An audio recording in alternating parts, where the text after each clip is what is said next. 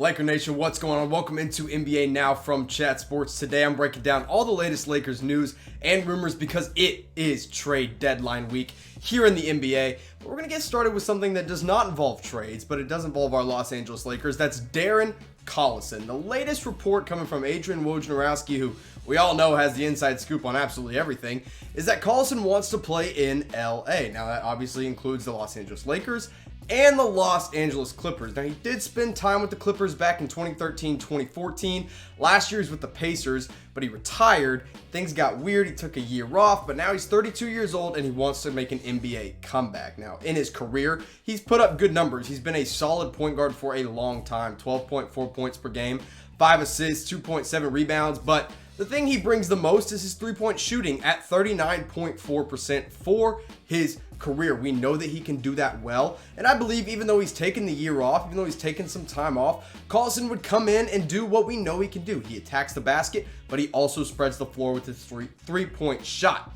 Now, what he would add immediately for the Lakers is another point guard, because their depth, it's a little questionable going into a deep playoff run if that is what they want to do. Obviously, they want to be competing for the NBA Finals at the end of the playoffs, and with this point guard depth, I'm not sure that this is all they can get. I think they can do a little bit better. They've got Avery Bradley in there who brings the defense. He's been an okay corner three guy, not really much of a playmaker. You get Alex Caruso, who we all know is doing incredible things on the defensive end. He brings some explosiveness and some energy off the bench.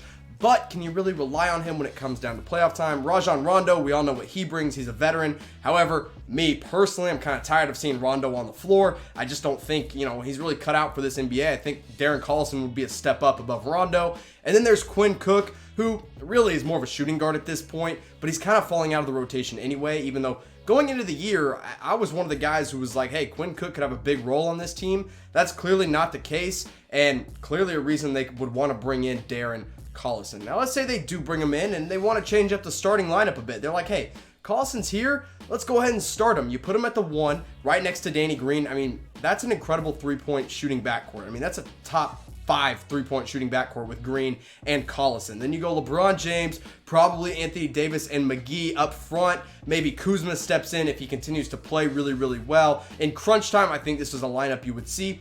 And Collison's a pretty good defender as well. Now, he's no Avery Bradley, don't get me wrong. Avery Bradley's definitely a better defender, but Collison is better on the offensive end, and he can hold his own on the defensive end. Now, the team you do have to worry about, of course, is that other Los Angeles team, the LA Clippers, because they could use another point guard. They've got Patrick Beverley. He's obviously great for them at the point guard role. Landry Shamet's coming off the bench as a guard. Lou Williams, of course, the Sixth Man of the Year candidate.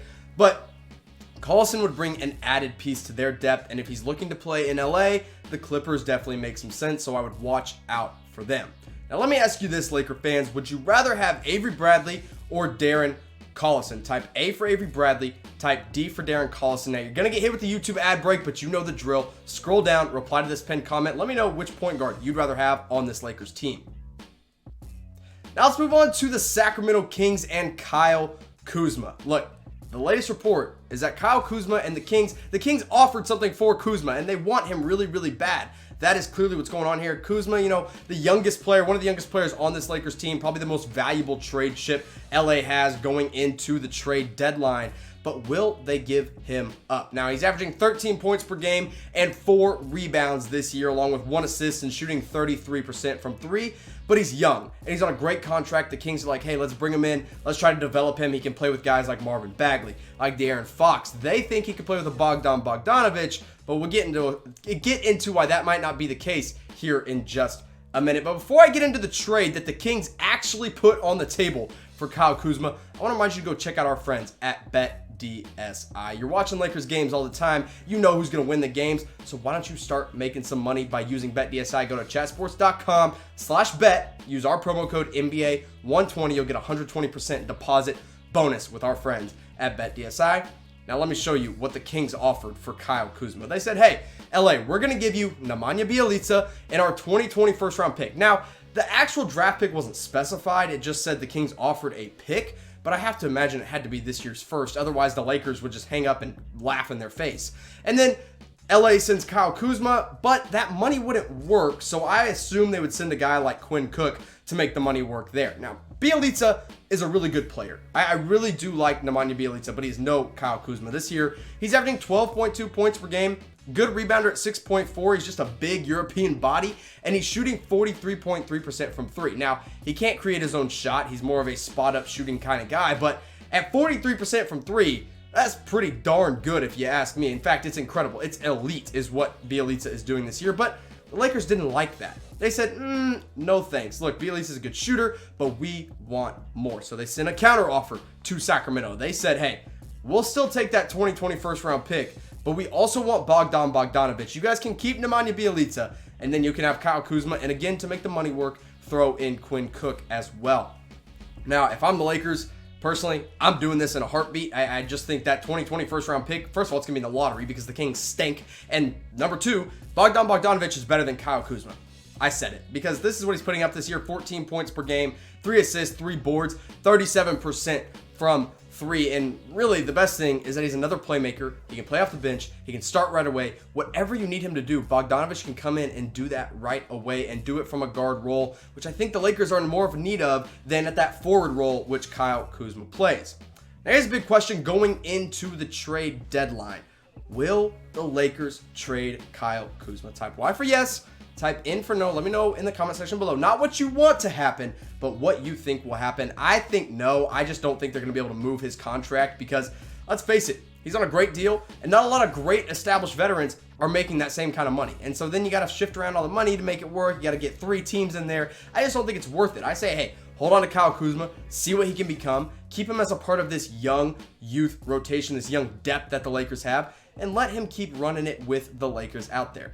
Now let's move into one more rumor here. Luke Kennard of the Detroit Pistons is apparently being made available in trade talks. Now, nothing about the Lakers has been mentioned. Let me make that very, very clear. However, as an NBA fan and reporting here on the Lakers Report, I gotta think the Lakers are saying, look, Luke Kennard is an elite shooter. He's taken a huge step forward. Why wouldn't they look at this guy? I mean, in all reality, he could be a great piece. He could really, in all honesty, start over Danny Green right now. Now, defensively, not even close.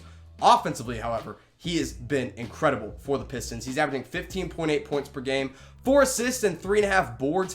But really, when it comes down to Luke Kennard, the sharpshooting dude out of Duke, 39.9%. That is what you get for Luke Kennard. Now, before I give you my trade idea for what the Lakers might offer or what they possibly should offer for a guy like Kennard, I want to remind you to go to BetDSI. That's chatsports.com/bet. Use that promo code NBA120. Get your 120% deposit bonus. You're basically betting with free money here. So why wouldn't you do it? Go to BetDSI. I love them. I'm making NBA money all the time. Now let's go to this trade.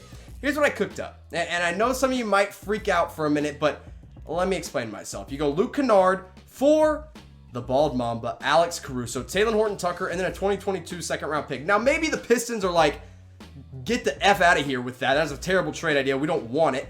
But they've already called about Alex Caruso. They've already said, hey, you can have Derrick Rose.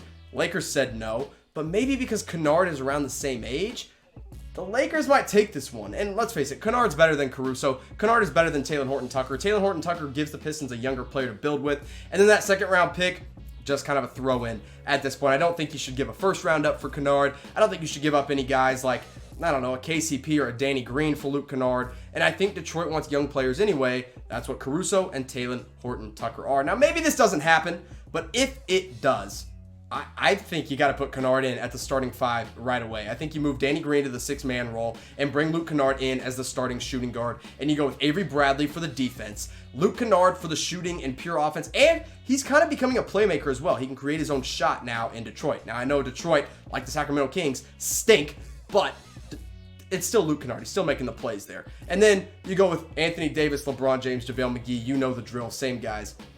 And let's be honest, he adds another depth to this team with his 3-point shooting. Kentavious Caldwell-Pope this year has been the best 3-point shooter on the team at 43.1%. I would like to sincerely apologize to Kentavious Caldwell-Pope for absolutely trashing on him at the beginning of the season. He's been a great player for them.